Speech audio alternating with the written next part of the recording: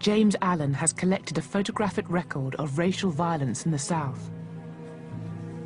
For the past 20 years, he's found horrifying pictures in the family albums of ordinary Southern homes. Many are postcards that were mass-produced as souvenirs.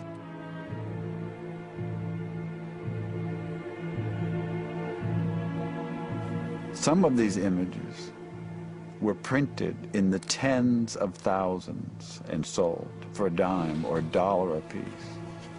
Some of the postcards tell you where to write and the discounts you'll get if you buy 1, 10, or 100.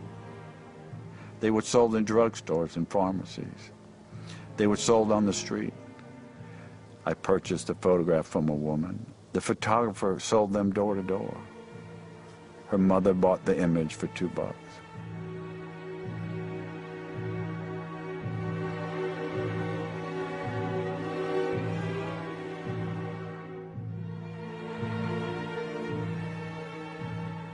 A murder that is of particular interest to me was of a 17-year-old boy by the name of Jess Washington in Waco, Texas, in 1916.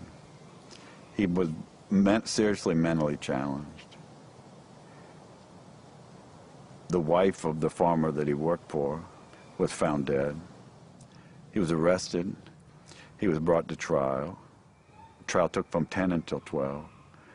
And when the jury came back at noon and found him guilty, someone in the courtroom, and it would have been anyone in the courtroom, screamed out, "Get that nigger." Then one of the worst and cruelest treatments of a human being began. Jess was kicked down out of the courthouse, down the back steps where a crowd of several hundred was waiting for him.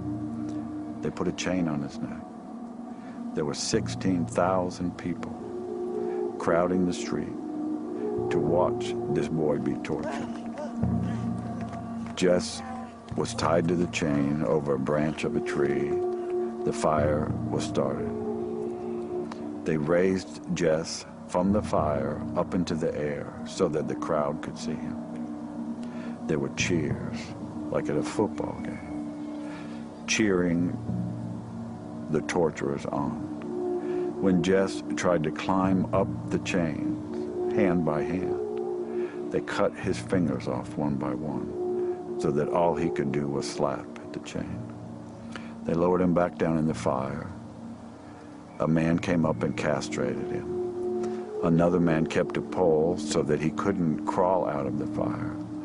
And time and again, they pulled him up to keep him from dying so that the crowd could be satisfied, until he finally died.